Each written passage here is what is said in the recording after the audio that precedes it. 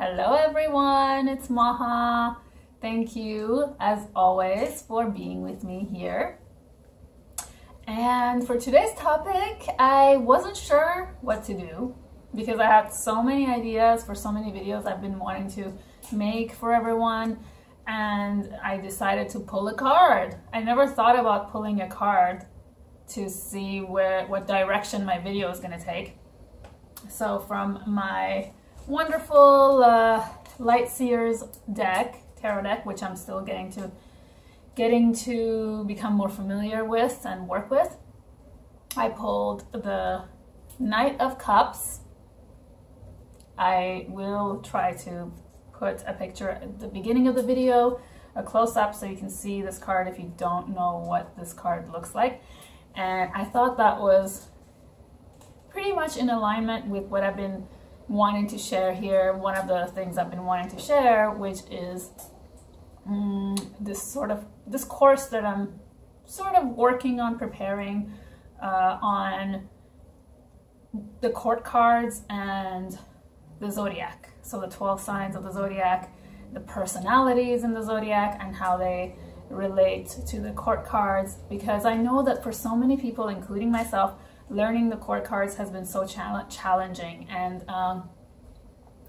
one of the ways I became more comfortable with court cards was through astrology, was through learning the zodiac signs, and knowing them as personalities really helped me to understand the archetypal energies that are at play within the court cards and the court card personalities. Because otherwise, just memorizing a whole bunch of things about court cards, it just seems too overwhelming for me. I know that if I didn't have this language of astrology in the background, then I wouldn't have really been able to master the meaning of the court cards. I mean, to be honest, the meaning of the court cards, once I was able to associate them with astrology, it was just so easy. It was almost like what was once really difficult suddenly became the easiest part about tarot. So this is why I want to share my own knowledge of learning the court cards through the language of astrology, because I know it's helped me so much, and I know it will help many people out there. As you know, I've been kind of doing this ongoing series on tarot and astrology, and I haven't gotten to the court cards yet, but I'm glad I haven't done them yet, because I've accumulated a lot more knowledge and insights into how I would go about preparing the course. So I think that once the course comes together, it will be a lot more complete, and it will make a lot more sense, and it'll be easier to grasp. So when I pulled this card, the Knight of Cups, it was just like immediately I was drawn to his expression, to his face, and the way he's sitting, and he's got this like really like typical, perfect prince on a white horse kind of look, like that kind of look that I would be infatuated with when I was a teenager, you know, in like girly magazines. I don't know if any of you in your teen years were obsessed with any celebrities or any beautiful guys. If any of you had that experience as a teenage girl, I definitely did. And he seems like that kind of guy, that like perfect, handsome man, handsome young man with like a white horse in the background, and the roses, like red roses he's holding. So he's all like romance and this sort of like fantasy image, I guess, of this ideal beauty, ideal male beauty. And by the way, where I live is super loud, and it's never quiet, and this is Sunday today, and this is the only day I can actually record because I don't have construction noise going on in the background, which is why oftentimes I have a hard time making videos, because it's just too loud. So anyway, I think the archetype here in the Knight of Cups, the archetype of Pisces, is so visible in his personality. That Piscean, like, almost like the illusion of this ideal romance, man on a white horse kind of beauty, and you know, he's gonna just save me, and you know, he'll rescue me on his white horse and just take me away, that Prince Charming kind of thing. That's so Pisces. Just really comes across in this card. And I actually really like this deck for really representing the archetypes well, as far as visually. So then it made me think, you know, that ability to be able to so sharply see the archetypes all around you. I have been lately, I've noticed that I have this natural ability now to guess people's sun signs, or even a strong character of a sign within them. And it's not to say that I'm like such an amazing astrologer or anything. I think it's just that once you become aware of archetypes, and once you really integrate this visual language, this ability to see archetypes all around you in all living things, and like as energies, once you're able to see archetypes as energies, you're able to see them playing out in different situations, different things people say, different ways people behave, and also how people even look, the look in their eyes. Like here in this Knight of Cups, he has this like dreamy eyes, and I think of Pisces as dreams, you know, the dream world. So in my series, I really want to develop this language, and keep developing this language, and then share this really amazing ability to be able to like almost psychically tune into archetypes. And then once we become more fluent in the language of archetypes, then when we read tarot, not only all the cards start singing and making stories and coming alive, but the court card personalities just are like really such an accurate description of the energies happening within the court cards. And I know that one thing people find difficult about reading court cards is, you know, sometimes it's hard to know if that's the energy playing out within yourself, or it's an actual person, you know. And I think that just like with astrology, we have all the signs within us. So even though we might be like a sun in Aquarius, we all have Aquarius in our charts, no matter what sun sign we are, what moon sign we are. So having a certain archetype be stronger in your personality really shows. So this is not to say that, like, for example, all sun in Cancer people look like this or behave like this. But if we think of the general themes within the archetypes, they really start to make sense. We really just start to see them in people. Like, I'm just so impressed that every time I even look at someone now, I can just almost guess their sign. And that just comes with the fluency of this symbolic language. And I'm just so excited to share this. Like, I can't find even the right words to tell you how amazing astrology is as a tool in helping us to understand the energetic and the archetypal dynamics happening within tarot. So this is just a small share about that.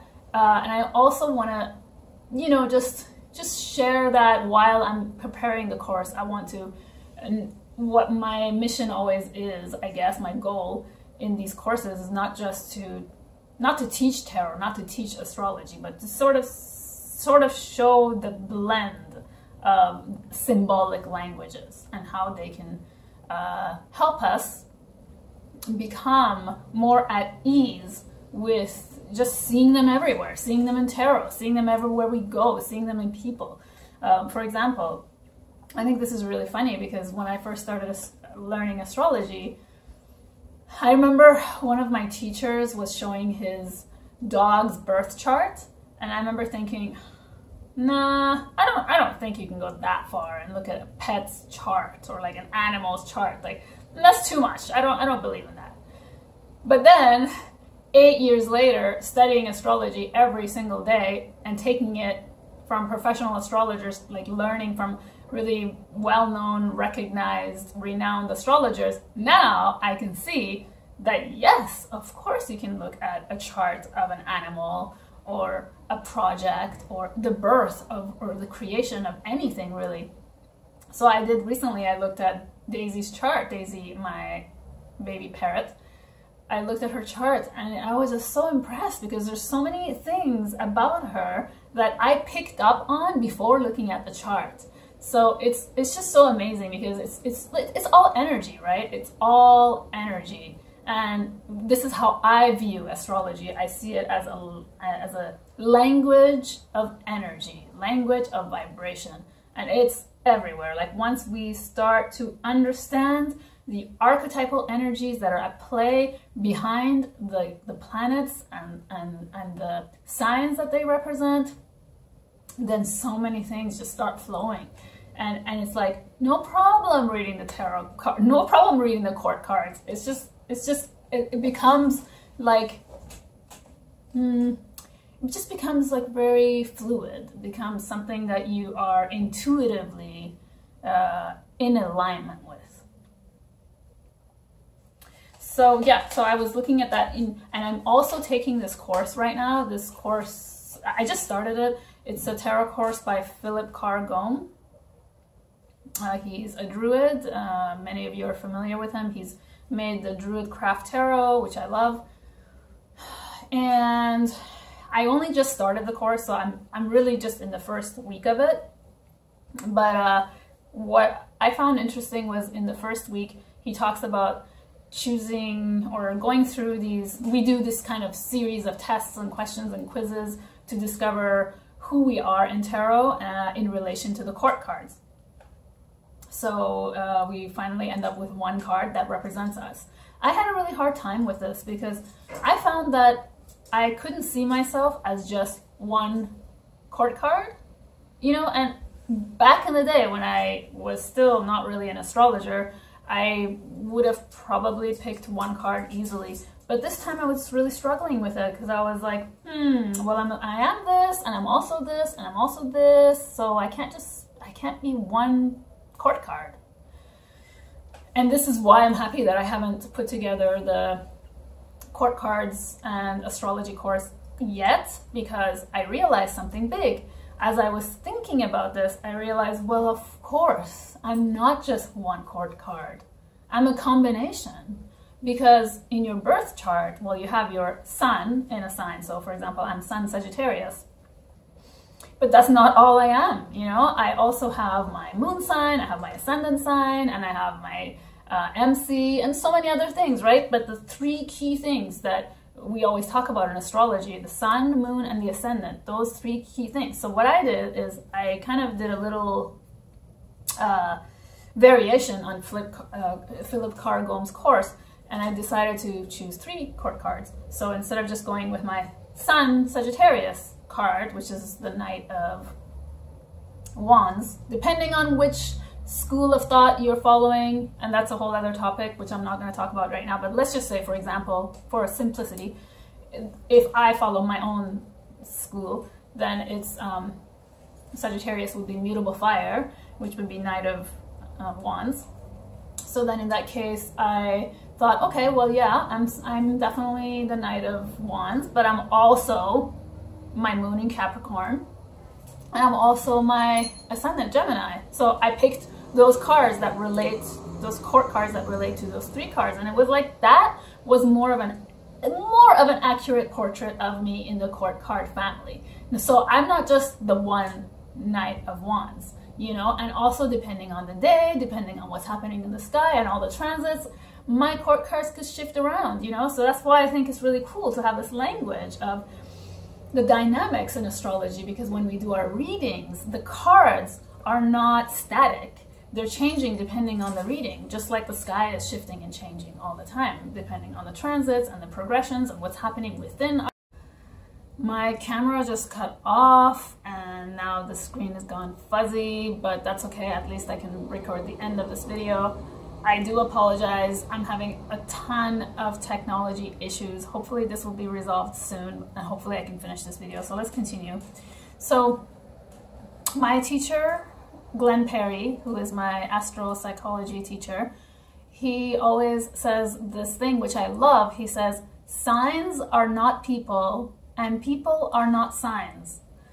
And I love this because you are not just your sun sign. I am not just my Sagittarius, although that's a huge part of me. And depending on how much strength that sun has in the chart, I have a lot of Sagittarius in my chart. So I really do identify with Sagittarius characteristics. But we are not just our sun sign. We are a combination of all the signs. And we have those three sun, ascendant, moon signs stronger in our charts, depending also on the rest of the chart and how they play out. So I just wanted to share this, and I'm trying to quickly finish this before my camera shuts me out. And I really had this, I'm really glad I had this opportunity to share this with you. I can't wait to share more with you on this topic.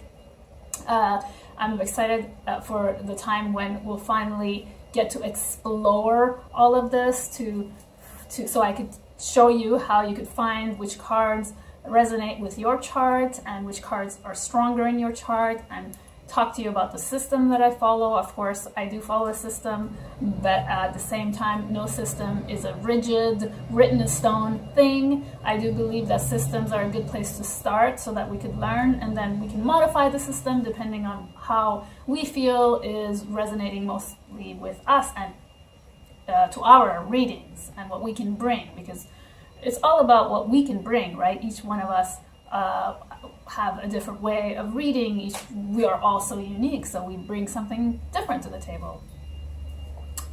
Okay, I'm gonna end it here. I'm glad my camera didn't cut off, but seriously, I'm making another video about technology issues because I've been just in the middle of it all.